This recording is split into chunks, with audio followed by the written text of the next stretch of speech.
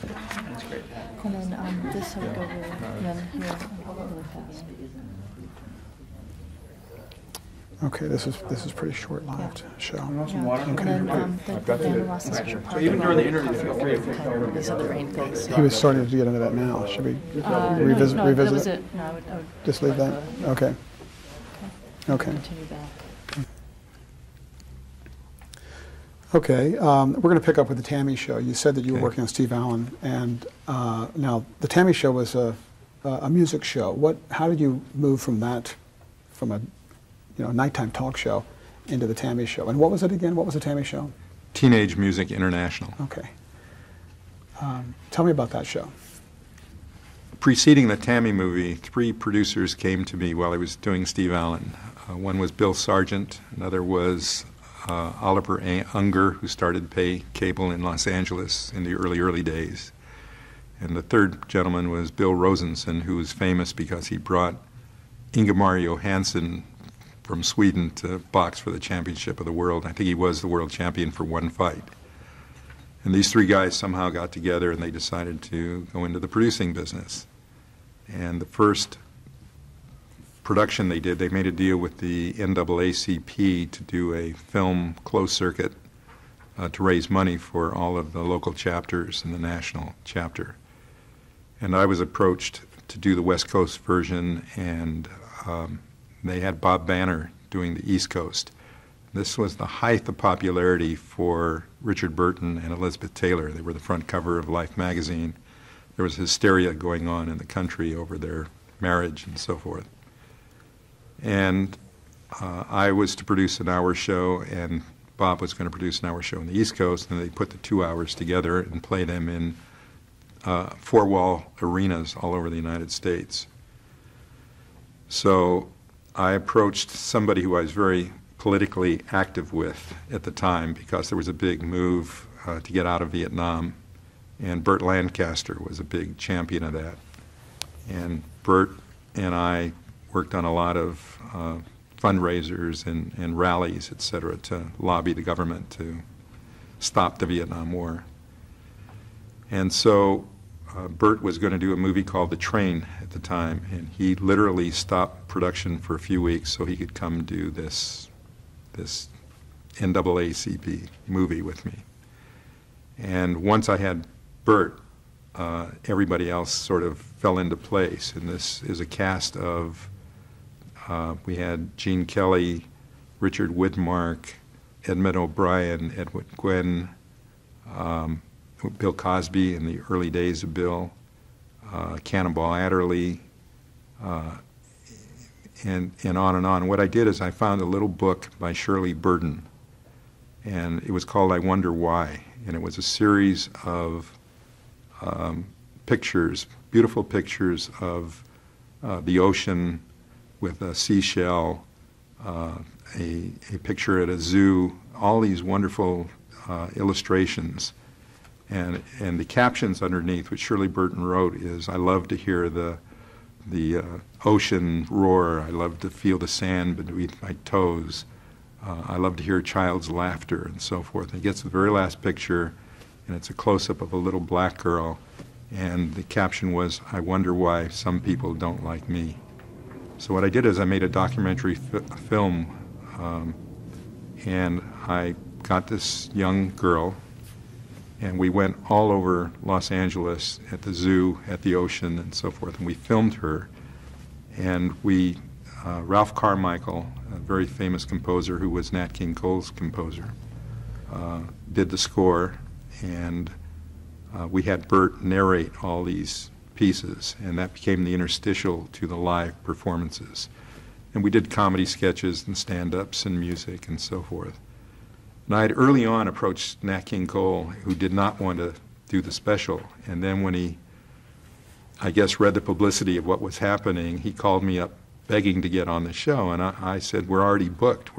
He said, I've got to get on this special. So I put him in. We had a song called A Child's Theme, which was based on a wonderful little poem. The Child is Father and the Man, I think is what it was called. And we wrote music to it, and he performed that, and he performed the song People, which was really popularized by Barbra Streisand. And it was I think it was his last performance ever, because he soon passed away from cancer after we aired this. And anyway, they combined the two shows, and that ran as a closed-circuit film all over the country. And out of that, the partnership of the three principals broke up, and then Bill Sargent had an idea that when videotape came in, previous to videotape, there was only kinescope, which was sort of a inferior quality product of trying to take video images, electronic images, and transferring them to film.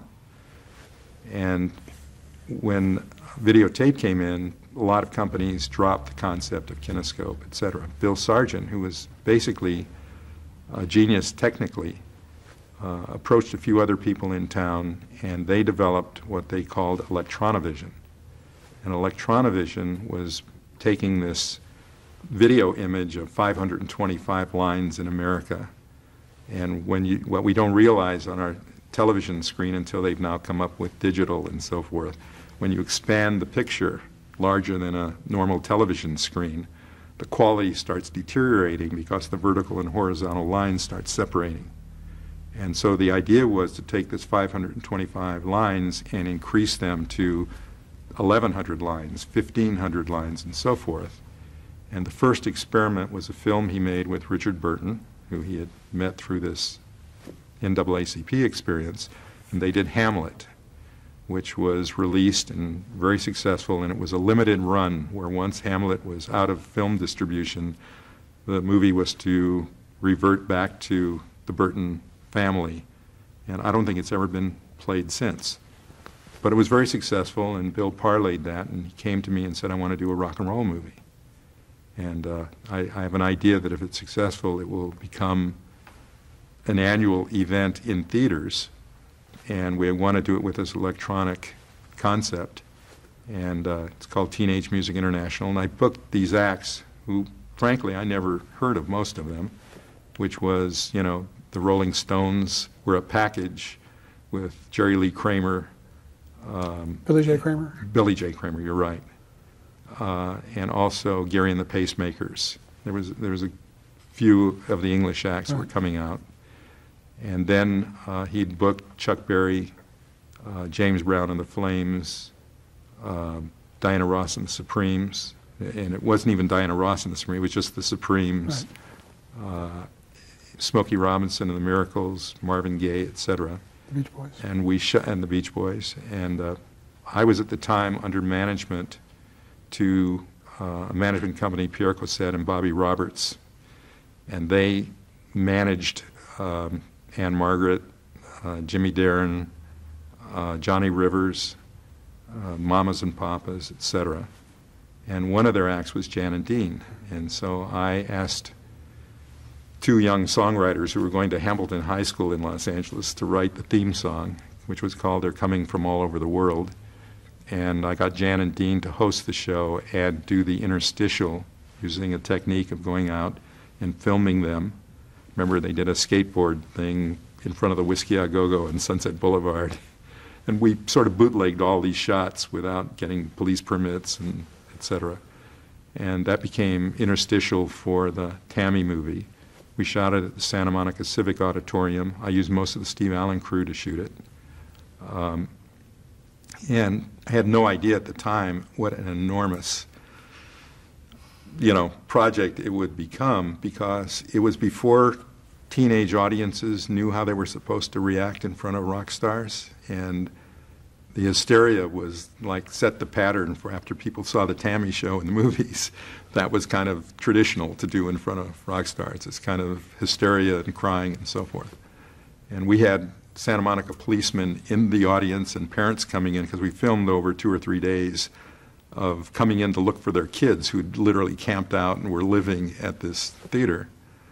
And an amazing story came out of that, because I was out on the porch on the loading dock with Mick Jagger, and we were just talking out there. And 2 teenage girls came walking by, and they spotted us, obviously, Mick Jagger. And they became very sophisticated. They didn't want to, instead of running up to him and tearing his clothes or anything, they walked by as if they didn't even know we were there. It taught me a great lesson. Those were the same two girls that in the theater were like, jumping up and down and screaming and tearing their hair out and so forth, et cetera. But this electronic process, were these multiple cameras that were being put onto film at the time? I shot with 4 cameras is all. And I had a master shot, I had 2 close-up cameras, and I had a reverse camera that could shoot the stage looking from the stage out. And I used a handheld camera for that. So when Mick Jagger, for instance, sang, or James Brown, I could literally have the cameraman walk out on the stage with them. And those are some of the most dramatic shots ever. And it was like experimenting while you're shooting. And were these signals going directly to film at the time, or to tape first? They were going directly to film. And there was no editing whatsoever. I mean, it was all a line cut. And there was nobody had thought about isolated cameras at that time and fixing it in post. It was what you saw on the screen was what I shot, just with pulling the segments together. In James Brown, for instance, didn't even let me rehearse it. He just said, shoot it. I don't even want to show you what I'm doing, but you'll know.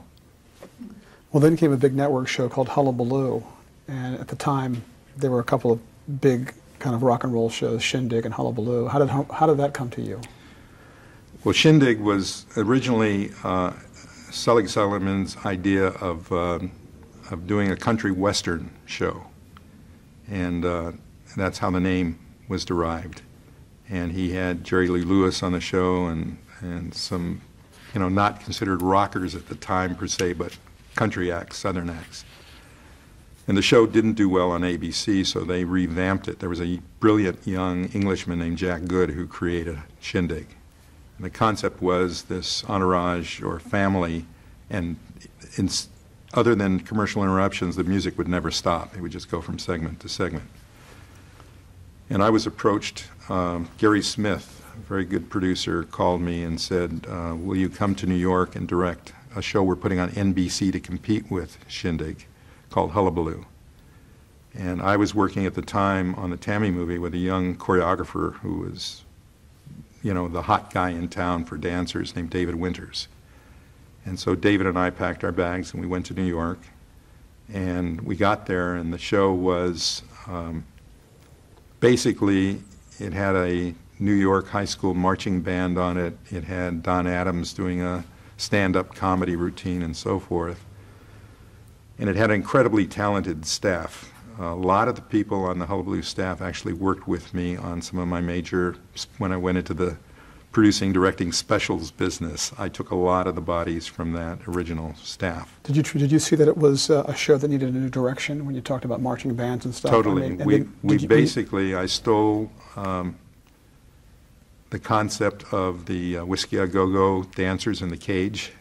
In fact, that became almost a comedy routine. There was a dancer on the show named Leda Edmond, who became really an icon to the audiences of followers of Hullabaloo.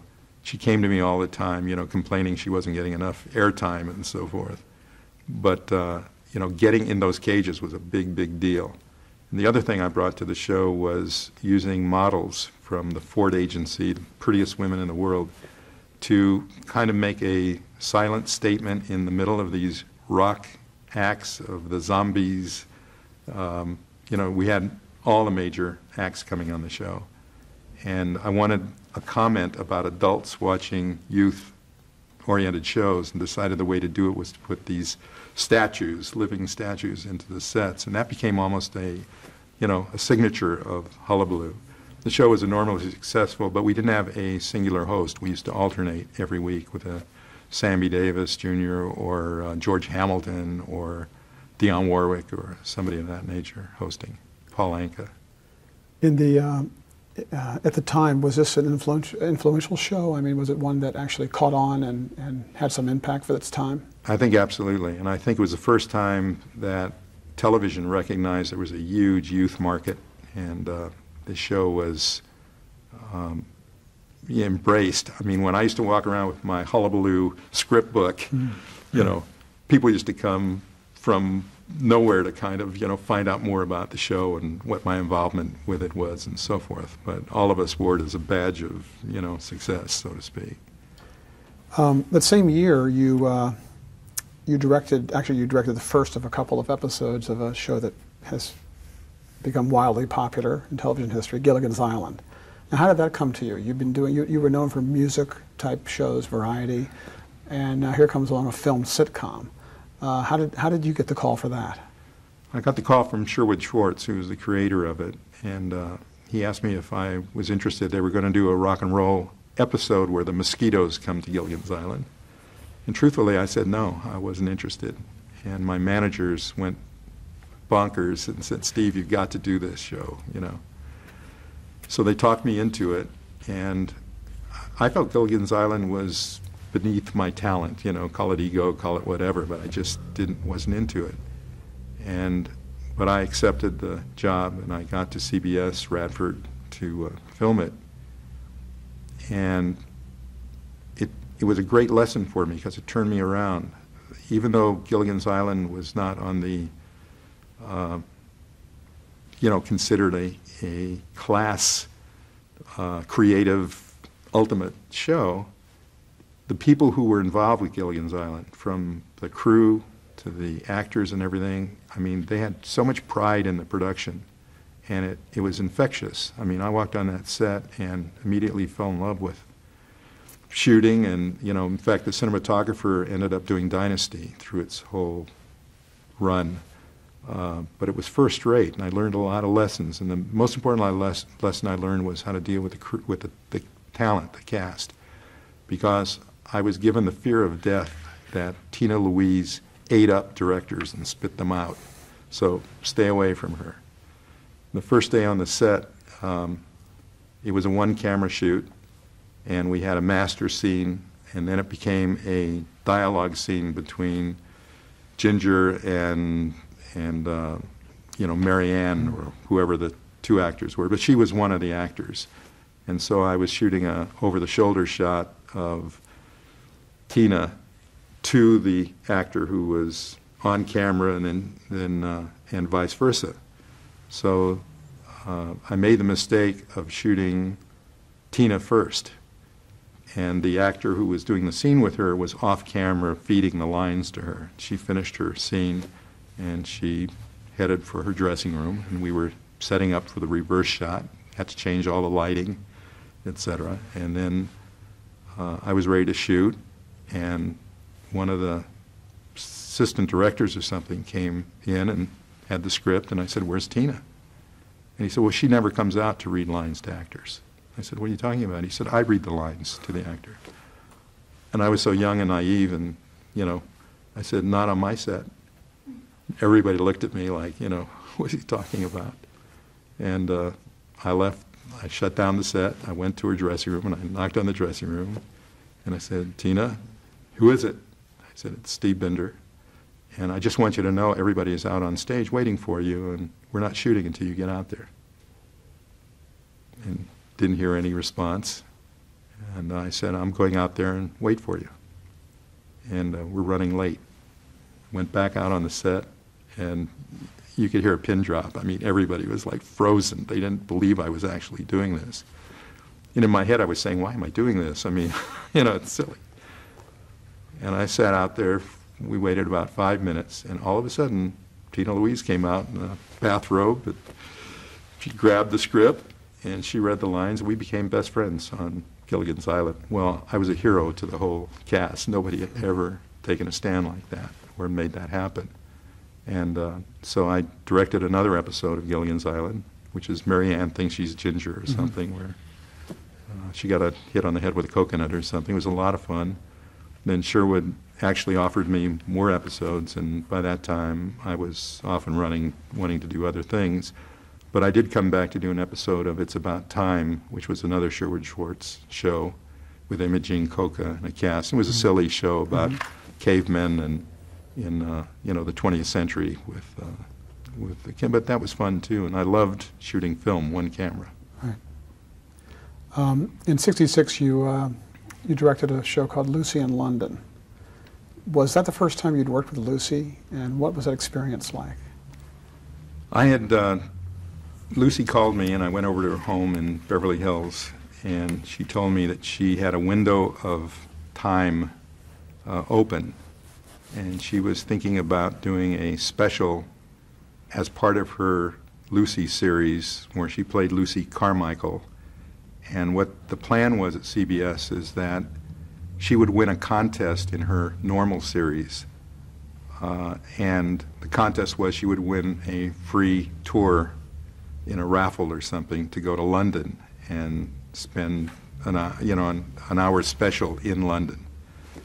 And I remember saying to her, why me? I mean, you have a #1 show, you have a great staff, et cetera. She said, well, I want to do something young and different, and people told me you're, different.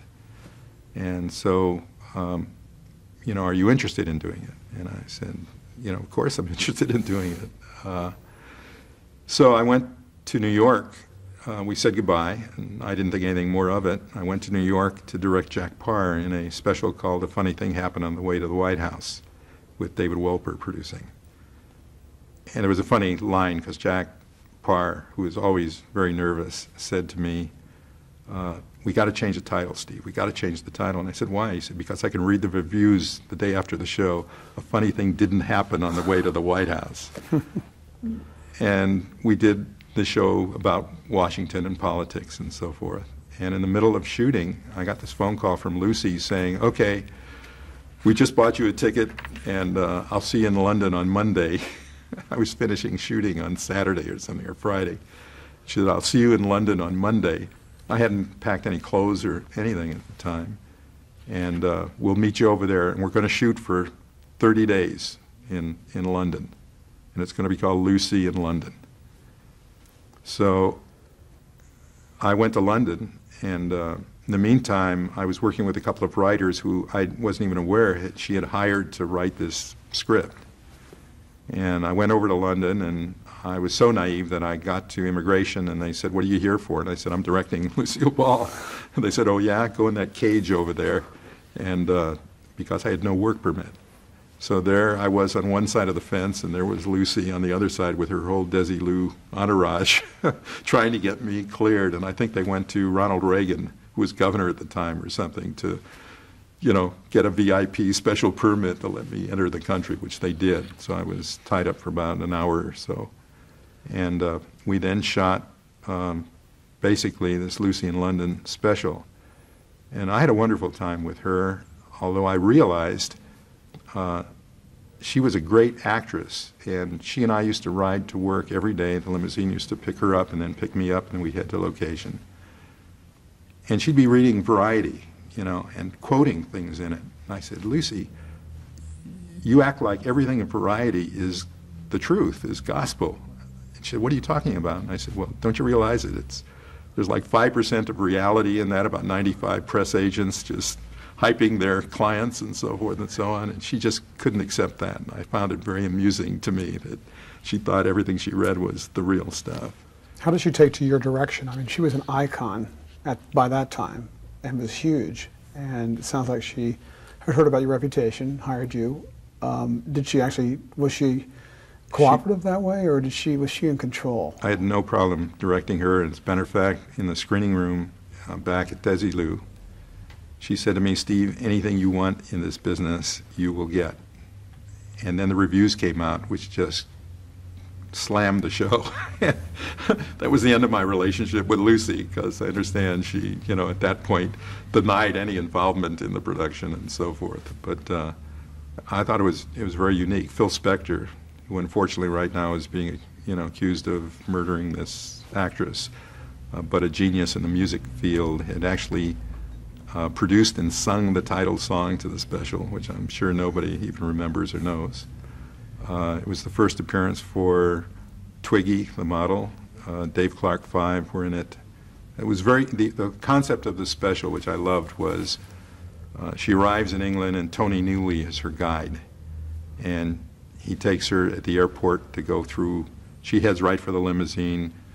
He leads her in, goes in the front door of the limousine, goes out the back door of the limousine, and there's a motorcycle sidecar waiting, which says Luxury Tours. And she did the whole special driving around in the sidecar of this motorcycle. And instead of taking her to number 10 Downing Street, he would say, hey, it's a lot more fun going to number 11. So we never went to the icon places in London, the tourist traps. We always went to something different and unique. And but I think it was, had the audience, and one of the things that I insisted upon, which probably was a big mistake, I insisted there be no laugh track. And I think people were so used to hearing Lucy, and when something happened that was funny, you know, they'd hear this fake little box imitating an audience laughing. And she wanted it in, and I talked her out of it. And I think that was part of the reason that, you know, the critics took to it negative. Plus, they wanted to, the reviews were, they wanted to see the Lucy they knew on the Lucy series. And I think that had a lot to do with the reviews. In 1968, you produced and directed a show called Petula with a British pop singer, Petula Clark, very popular at the time. A lot of controversy surrounded that show. Can you tell us about that? What happened? Well, preceding Lucy, I actually did a special with Leslie Uggams called Hallelujah Leslie. Leslie was a star on Broadway in a show called Hallelujah Baby. And that became basically a specials trilogy. From Leslie's special on ABC, we went to Petula Clark, and then from Petula we went to Elvis Presley. When I did the Petula Clark show, it was one of the incredible experiences of my whole career. The sponsor, Plymouth Motor Cars, had actually bought Nancy Sinatra to be the star of their Plymouth special. And at the last minute, the agents for Nancy made a deal with Royal Crown Cola, which was a big soft drink company, to do Nancy. I guess they paid her more money or something like that. And as a result, Nancy dropped out of the special. Well, Plymouth and her agency and her advertising agency were freaking out, trying to say, you know, what can we put in there? Well, Petula, who I'd worked with on Hullabaloo when she had a hit record called Downtown, was sold by, in those days, it was GAC, which is now ICM, International Creative Management. And they were her agent. And they talked Plymouth into buying Petula Clark, who America really didn't know other than as a recording artist. And so I had to fly to Megève, Switzerland to meet with Petula. I think the original show was given to Greg Garrison, who was later the successful producer or director of the Dean Martin series. And evidently they were like oil and water when they met. And so Petula wouldn't accept Greg as her director and producer, and hence I got the call. And I had to fly over to Megève to see if we could work together. We had a wonderful lunch. I remember flying over there, and I was exhausted. I was doing something before that. And then on the way back, 24 hours later, you know, I was like, I couldn't believe I had gone all the way, all those miles just to have lunch with her. And I came back, and she told her agent she liked me and would do the special. So I came back, and I worked with a real talented team, Alan Bly, who was the writer, producer of the Smothers Brothers show later on, the Andy Williams series, and so forth. And there was a wonderful songwriter named Mason Williams, who was Alan's partner at the time. And they wrote basically this wonderful, I had a concept that when I do a special, I don't want anybody else but the star to be able to do it. So it has to be tailor-made like a suit of cloth. And so it would all derive from her music, you know, which we did. And when she came here, I had decided that who would be a wonderful guest star who I idolized as a kid was Harry Belafonte. So I called Harry, and he turned me down. And so I decided not to give up, and I called him again, and I said, look, Petula is blonde and blue-eyed. And he said, yeah. And I said, think of the two of you on that screen on national television. It'd be perfect. And he said, well, if you'll write me a strong song for the special, I'll do it, which we did. And in the Belafonte segment, And in that segment, the two of them duetted on a song called Paths of Glory, which was a song Petula wrote, which was basically an anti-war song about we send our sons off to be butchered and so forth in war. So what happened on the show?